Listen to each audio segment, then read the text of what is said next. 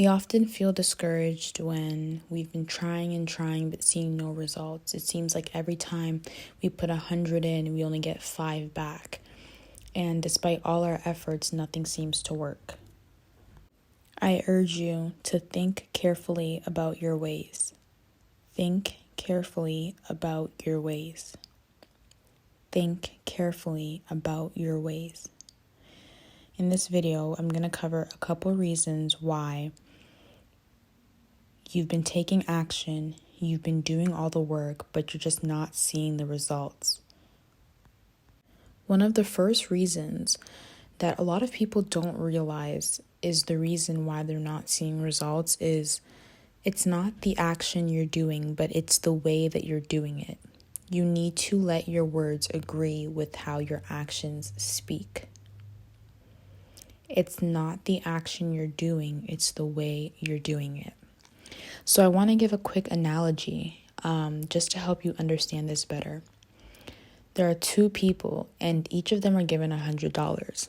Now with inflation, $100 is really nothing. And the goal of both of them being given $100 is to see who can multiply it or put it to use the best.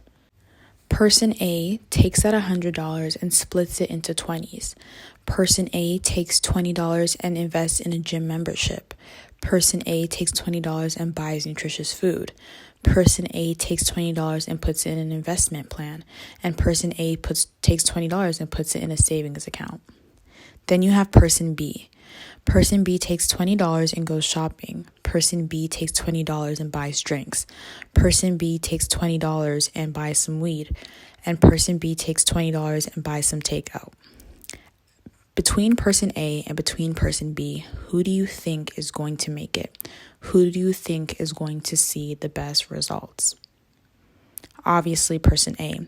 Now, let's say you have two person A's. They both buy healthy food, they both have gym memberships, they're both investing their money, and they're both saving their money.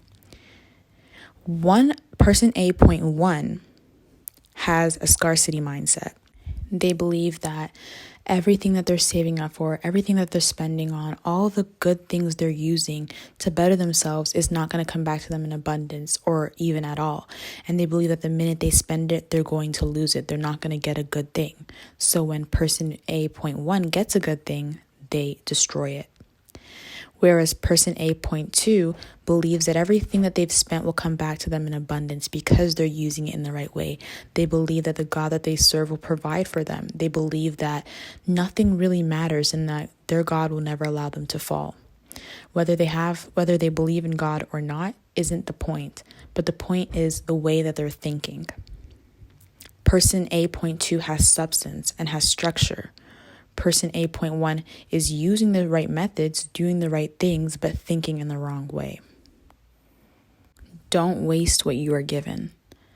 When we're given a good thing, as human beings, as flawed as we are, the only thing we know how to do is to ruin good things.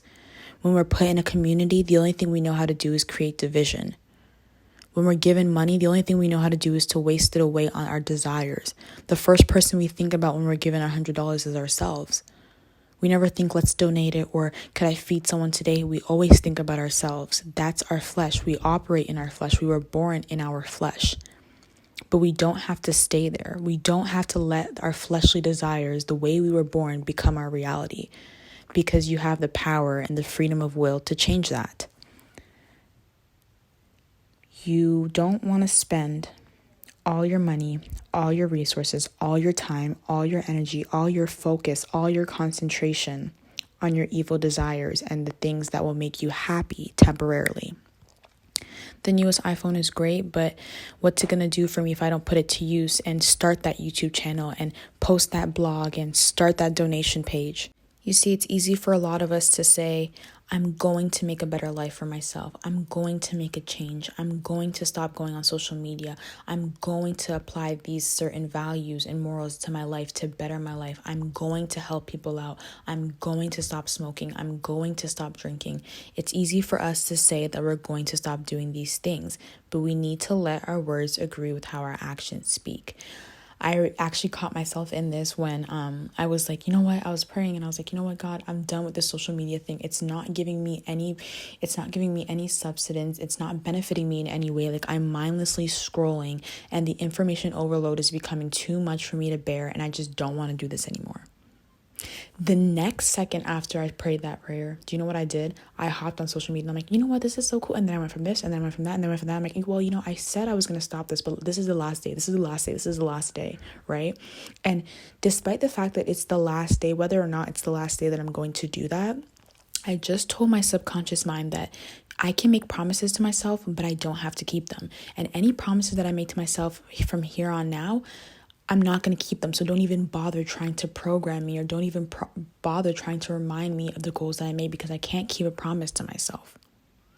When we speak these words, we need to be able to match them up with the actions. Faith without works is dead. All right. And I forgot to mention that this teaching is actually coming from the book of Haggai in the Bible. This is chapter 1. And I got all these notes from studying that book. So I definitely recommend reading that and searching up commentary to understand what it's really talking about. The second reason why you're not seeing the results that you would want to see is you're constantly thinking about your next, but you forgot about God's now. Now, I know that a lot of people might not believe in God, but I very much believe in God, and I have an established relationship with him. And if you haven't yet, then you need to go do that, because that's the thing that saved me. But this isn't for me to force any religion on you or anything. But I find that when I'm constantly thinking about where I'm going to go next, what I'm going to do next, I forget about God. I pray, I get on my knees, I cry, I do all these things, right? And when I finally get what I want, I forget who gave it to me. When I finally get what I want, after I've prayed and told God that I promise I'm going to help people out, the minute I get what I want, I'm self-centered. I'm out of touch with reality. All that matters is what I want in that moment. All that matters is how I can feed myself all the wants and all the dopamine hits that I can get. That's all that matters. The minute I get what I want, I forget the reason behind why I wanted it to begin with. I forget all the trials that I went to get here. I forget who brought me here. And pride is going to be the end of a lot of us. When we put too much pride in ourselves, when we put too much pride in our possessions, we forget the reasoning behind why we want what we want. And that's why it's very important that you don't just write down goals, but you write down the intent behind it. Why do you want these things? And the reason that I wasn't seeing results, and the reason why many people aren't seeing results, is because we forget to give credit where it's due.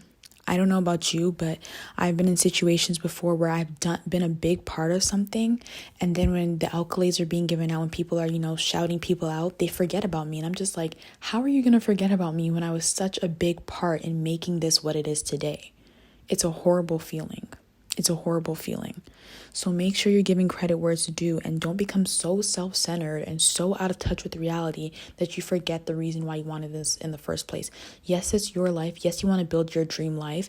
But if we're really talking about morals here, the goal should be to build a dream life that not only benefits you, but that light within you radiates so badly that it helps and it benefits everybody around you and people outside, like people who aren't even in your circle. You want that light to beam so bright that people can't help but feel the light and the energy and the love coming out of you. Because how selfish of a thing it is to have all that to ourselves.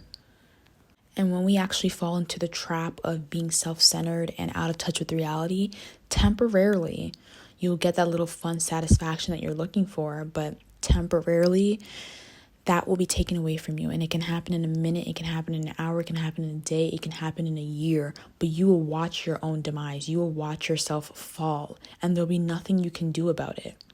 Because the way the world works, the way God works, is you can't just soak up everything for yourself. You just can't have evil desires. You can't just walk in the wicked ways and not stumble.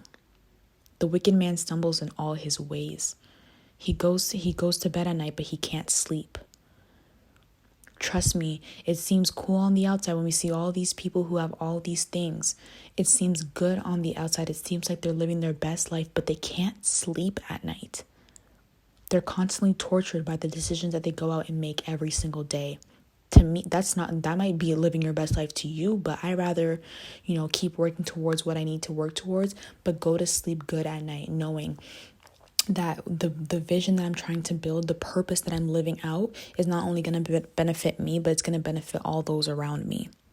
So if you find yourself in a selfish loop, you need to get out of that and real quick, because I'm telling you, you will sow what you reap, and it will come back 10 times harder. And that's not just a saying. That's not just some cliche stuff. That's not just some religious stuff. Like, I'm telling you, y'all call it karma. I call it sowing what you reap. I'm telling you, you can't get away with being evil. You can't get away with destruction. It will come back to you one way or another. So clean up your ways. Like I said before, think carefully about your ways. What are you doing? Is what you're doing having more of a beneficial effect or a destructive effect? And whatever it is, you need to let it go and change. And the last reason why you aren't seeing the results that you want to see is because you haven't yet surrendered. And you can take that how you want. You haven't yet surrendered your life to God. You haven't yet surrendered your fleshly desires. You haven't yet surrendered your old mindset. However, whatever it is, you will know, because it will apply to your life and you'll think about it right away. You haven't yet surrendered your finances. You haven't yet surrendered your mindset. You haven't yet surrendered that relationship that isn't working out. Choose your peace over the memories. Choose your peace over the time, how long you've been friends for, how long you've been dating for, how long you've been married for. Choose your peace over the time. Because the more you stay stuck in that place, more time is being wasted. Time of elevation, time of growth. You need to be willing to give up the old and make room for new things. Literally, there's no way you can fit new things in your life without getting rid of the old. Think about somebody who wants to redecorate their room. How can I redecorate my room with an old bed and try to put a new bed in there? There won't be enough space for both. And because the new is entering and the old is staying stuck in the same place, the old is going to shift the new back outside the door. The old is going to shift the new away because it's been there for so long. The only way the old can be forced to move out is if you take your own strength and move it out and then make room for the new. And then lastly, you need to make room for things that truly matter and go after your purpose. You only have one life to live. You only have one purpose that you're given. There's one destiny, one assigned assignment for your life. It can't compare to any other. What God has prepared for your life, what is in your future, cannot compare to any other. You can't give away your destiny. You can't just let your destiny stay left behind while you stay stuck in all your wicked and horrible ways. You need to be willing to let go, right? And make room for your purpose. We literally only have one life to live, and we never know when we're leaving this earth. But I would love to leave this earth knowing that I lived out my purpose, or at least that I tried to live out my purpose. I would love to leave this earth knowing that I focused and I paid attention and I gave my energy, my time, my sweat, my blood, my tears to things and to people that actually mattered. Let me tell you something. Nothing really matters. At the end of the day, nothing really matters other than having a relationship with God. Nothing matters to me. That's to me. No amount of money can draw me away from him. No amount of success, no amount of material things, no amount of friends, no amount of people who say I'm pretty, who say they like me. Nothing can compare to how much having a relationship with God has saved my whole entire life. And again, this is a safe space for everybody. If you don't believe in God, you're still welcome to stay. I'm just teaching you what I've been taught. I'm just relaying the message to you. I'm just showing you how one book transformed my whole entire life.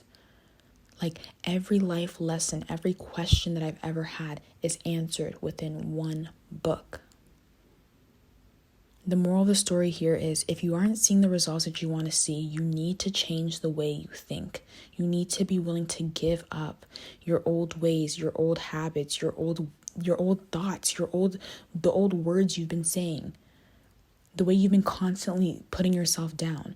You need to be careful because when your words leave your mouth, you're the first one to hear them. You need to be careful that you're not using the same mouth that you're using to bless people and to uplift people to curse yourself. We aren't seeing the results that we want to see because we're doing things our way. You need to switch it up. You need to switch it up. Be willing to give up all you've ever known.